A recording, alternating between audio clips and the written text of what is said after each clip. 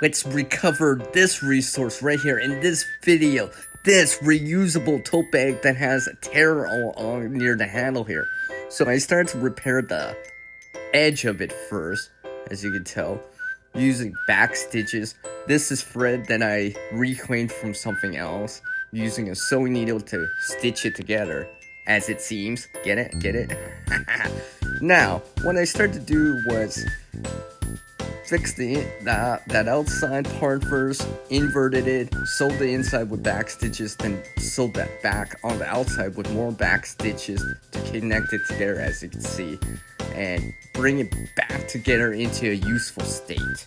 And it seems like I gotta test this out, make sure how well it works. So I'm gonna use a backpack here that actually has stuff inside. It's actually gear inside.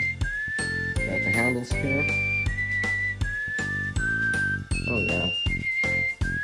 Shake it a little bit here.